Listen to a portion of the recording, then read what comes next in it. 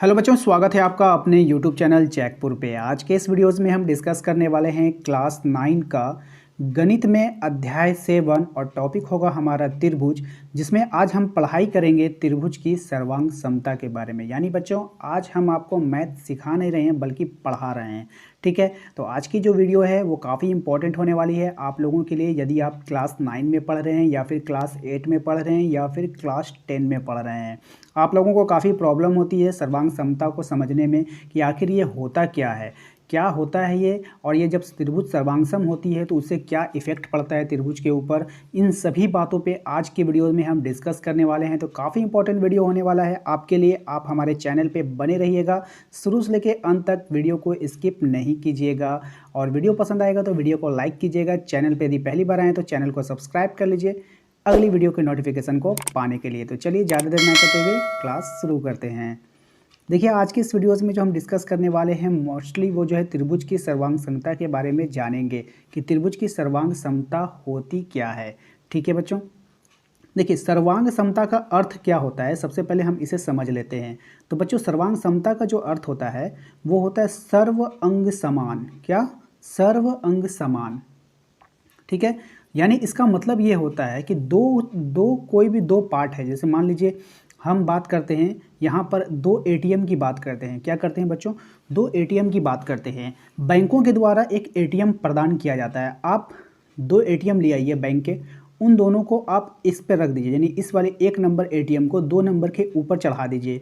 जब इन दोनों एटीएम को आप आपस में मिलाकर रखेंगे तो होगा क्या, दोनों चारों तरफ से बराबर बराबर मिल जाएगा।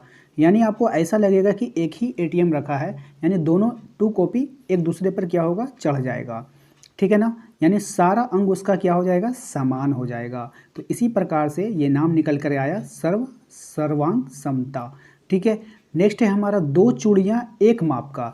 आप एक ही माप की दो चूड़ियाँ ले लीजिए। जब दोनों चूड़ियों को आप आपस में एक दूसरे के ऊपर चढ़ाएंगे तो वो बिल्कुल फिट कर जाएगा, है ना। जब वो दोनों बिल्कुल फिट कर गया तो उसे ही हम लोग क्या कहेंगे बच्चों, सर्वांग समता। ठीक है, और एक जैसे दो सिक्के, आप एक ही जैसे दो सिक्के, जैसे बड़ा वाला 1 रुपये का सिक्का है तो बड़े वाले 1 रुपये सिक्के को लेकर दोनों को जब एक दूसरे पर आप चढ़ाएंगे तो दोनों क्या हो जाएगा बच्चों, फिट हो जाएगा, है ना। तो उसी को ही हम लोग कहेंगे सर्वांग समता, जिसका सभी अंग क्या हो गए, समान हो गए। ठीक है, अब चलते हैं कुछ। देखिए, सर्वांग समता जो होता है ऐसी आकृति जिनका समान आकार और समान माप है। ये काफ़ी इंपॉर्टेंट लाइन है, आपको इसे ध्यानपूर्वक समझना होगा। ठीक है, कौन सी आकृति? ऐसी आकृति जिनके समान आकार और समान माप हैं। ठीक है, तो वो क्या होंगे, सर्वांग सम होंगे। अब चलते हैं, हम कुछ एग्जाम्पल ले लेते हैं। यहाँ पे देखिए हमने दो त्रिभुज आपको दिखा रखा है। ठीक है, एक त्रिभुज है आपके पास ABC, दूसरा त्रिभुज है PQR। ये दो त्रिभुज है। अब हम आपसे कहेंगे कि इन दोनों त्रिभुज में आपको क्या बताना है, सर्वांग है या नहीं। इस पे आपको नहीं बताना है, आपको बताना है कि आप इस त्रिभुज को इस त्रिभुज के ऊपर रख दें या फिर इस त्रिभुज को इस त्रिभुज के ऊपर रख दें। जब आप इन दोनों त्रिभुज को एक दूसरे के ऊपर रखेंगे तो आपको बताना है कि क्या ये फिट होगा या नहीं होगा, या बड़ा हो जाएगा या फिर छोटा हो जाएगा। तो इसके लिए हम क्या करेंगे बच्चों, हम लोग इन त्रिभुज की माप को देखेंगे। अगर हम सबसे पहले बात करें, ये त्रिभुज AB है, ये त्रिभुज भुजा BC है और ये AC है। यहाँ पे 4.5 सेंटीमीटर का एक भुजा है। क्या इसमें 4.5 सेंटीमीटर की एक भुजा है? हाँ है, यहाँ पर है। दूसरा हमें फाइंड करना है कि 5 सेंटीमीटर की एक भुजा है। क्या इसमें 5 सेंटीमीटर की एक भुजा है? हाँ है। और हमें फाइंड करना है 4 सेंटीमीटर की एक भुजा है। तो क्या इसमें 4 सेंटीमीटर की एक भुजा है? तो हाँ बिल्कुल है। यानी इसमें जितनी लंबाई की भुजाएं हैं उतने ही लंबाई की भुजाएं इस त्रिभुज में PQR में भी है। तो बच्चों, अब हम कोशिश करेंगे इस त्रिभुज को इस त्रिभुज में फिट करने का। अब देखिए बच्चों, यहाँ पर आप जो त्रिभुज देख पा रहे हैं इसको ध्यान से देखिए। अब यहाँ पर जो त्रिभुज है बच्चों ABC, ठीक है, तो ये जो 4.5 है तो इस 4.5 वाले लाइन पे 4.5 वाले लाइन को रखेंगे। तो 4.5 कहाँ है? यहाँ है। यानी कि इस P वाले छोर को हमें P यहाँ पे लिखेंगे। ठीक है, हम जब यहाँ पे P लिखेंगे, P वाला छोर हम ऊपर रखेंगे तो यहाँ आ जाएगा और P से चला जाएगा यहाँ पे, है ना। तो यहाँ पे हम लोग का अनुसार Q इस पे आएगा तो ये 4.5 पे फिट हो जाएगा। उसके बाद जब Q यहाँ पे 5 है तो 5 कहाँ है बच्चों, यहाँ पर है। तो Q से R 5 है तो हम लोग का R यहाँ पे होगा जो 5 पे 5 चढ़कर सेट हो जाएगा। उसके बाद जब यहाँ पे R हो गया, यहाँ पे PR, अगर हमारा PR 4 हो जाए तो काम बन जाए। तो देखिए यहाँ से P से R कितना हो गया, 4, ये भी आपका सेट कर गया। यानी इसकी तीनों भुजाओं पे जाकर क्या हो रहा है, पूरी तरह शिफ्ट हो जा रहा है, यानी पूरी तरह सेट हो जा रहा है। अगर ऐसा हो रहा है बच्चों, अगर ऐसा हो रहा है तो ये दोनों त्रिभुज क्या हो जाएगी, आपस में सर्वांग सम हो जाएगी। ठीक है, बस सर्वांग सम का मतलब यही होता है। अगर ये त्रिभुज और ये त्रिभुज की तीनों भुजाएं आपस में बराबर हो गई है तो ये दोनों त्रिभुज क्या हो जाएगी बच्चों, सर्वांग सम हो जाएगी।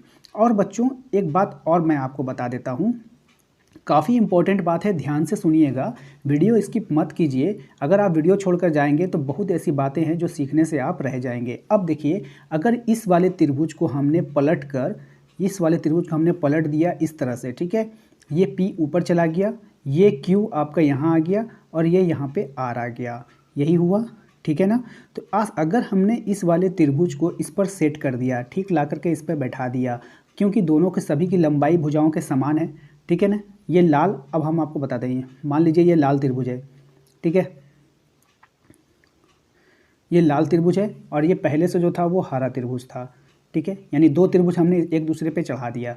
अब आपको समझने वाली बात है कि यहाँ पर जो लाल वाली त्रिभुज थी, पहले वाली त्रिभुज जो थी, अगर ये वाला कोण जितना बड़ा होगा, ये कोण जितना बड़ा होगा, ये कोण जितना बड़ा होगा, तो उतना ही बड़ा इसका भी कोण कहलाएगा, ग्रीन वाले का भी, क्योंकि दोनों त्रिभुज जब एक दूसरे पे सेट कर गया, दोनों त्रिभुज एक दूसरे पे फिट हो गया, तो इसका जो कोण है वो दूसरे त्रिभुज के कोण भी बराबर होगा। ठीक है, तो इसी प्रकार जब सर्वांगसम का नियम आया बच्चों, जब सर्वांगसम का नियम आया, तो जब सर्वांगसम कहलाया ये दोनों त्रिभुज, तो सर्वांगसम में सभी अंग उसका क्या हो जाएगा, एक समान हो जाएगा। ठीक है, चलिए अब नेक्स्ट हम समझते हैं बच्चों, यहाँ पर हमने एक त्रिभुज और ले लिया है STU। अगर हम बात करें तो क्या STU के समानांतर है, हम एक त्रिभुज ले लेते हैं PQR, ठीक है, तो क्या PQR जो था ये इन दोनों के समानांतर है, बिल्कुल भी नहीं है, क्योंकि वहाँ पर एक 4.5 था, एक 5 था, इस तरह से था। तो यहाँ पे सभी भुजाएं क्या है, 5-5 सेंटीमीटर की है। तो जब आप इस वाले त्रिभुज के इस पर फिट करेंगे तो वो फिट नहीं होगा, इसलिए ये त्रिभुज जो है उन दोनों त्रिभुज के सर्वांगसम नहीं होगा। ठीक है, अगला बात हम लोगों को जो इम्पोर्टेंट बात है इसमें यह समझना है कि यदि त्रिभुज PQR और ABC सर्वांगसम है तो उसको लिखने का जो तरीका है बच्चों वो इस तरह से है। हम लोग कैसे लिखेंगे, तो त्रिभुज लिख देंगे, त्रिभुज PQR सर्वांगसम, इस तरह से सर्वांगसम का सिंबल देंगे, त्रिभुज ABC, ठीक है, इस तरह से लिखेंगे। ठीक है, तो लिखने का जो तरीका है वो बिल्कुल यही तरीका है, आप इसे ध्यान से देख लेंगे कि सर्वांगसम, अगर दो त्रिभुजों को सर्वांगसम आपको बताना होगा तो इस तरह से आपको लिखना होगा, या फिर अगर इस तरह से सवाल में लिखा रहेगा तो आप समझ जाएंगे कि दोनों त्रिभुज क्या है, सर्वांगसम है, यानी इसका सब कुछ इसके बराबर है, ये याद रखेंगे। ठीक है, नेक्स्ट बात जो है कि सर्वांगसम त्रिभुज में संगत भाग क्या होते हैं, बराबर होते हैं। ये काफ़ी इंपॉर्टेंट बात है। सर्वांगसम त्रिभुज, अगर मान लीजिए ये त्रिभुज, ठीक है, ABC, ठीक है, ABC, और एक त्रिभुज आपको दे देगा PQR। ठीक है बच्चों, आपको यहाँ पर दो त्रिभुज दे दिया गया है और आपसे कह दिया गया है कि त्रिभुज ABC और त्रिभुज PQR क्या है, सर्वांगसम है। इस तरह से आपको लिख के दे देगा ये सर्वांगसम है।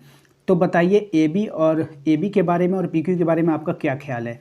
तो AB जो है बच्चों, ये AB और PQ क्या हो जाएगा, आपस में बराबर हो जाएगा, क्योंकि संगत भाग उसके क्या होंगे, बराबर होंगे। जो जो भाग उसके संग में लगेंगे वो भाग एक दूसरे के क्या कहलाएंगे, बराबर कहलाएंगे। आपसे अगर पूछा जाए AC और PR के बारे में क्या ख्याल है, तो AC भुजा AC जो है ये PR के बराबर होगा, है ना, भुजा AC जो है वो PR के बराबर होगा। अगर BC के बारे में बात करें और QR के बारे में बात करें तो BC बराबर QR होगा। इस तरह से संगत भुजाएं जो है वो आपस में क्या हो जाएंगी, बराबर हो जाएंगी। तो उम्मीद करते हैं कि आपको समझ में आ गया होगा, समझ में आया है, वीडियो अच्छा लगा है तो प्लीज़ वीडियो को लाइक ज़रूर कर दीजिएगा और यदि आप हमारे चैनल पे पहली बार आए हैं तो चैनल को सब्सक्राइब कर लीजिएगा, घंटी के बेल आइकन को दबा दीजिएगा अगली वीडियो के नोटिफिकेशन को पाने के लिए। तो जल्द ही मिलेंगे हम अपने अगले वीडियो में। Thank you.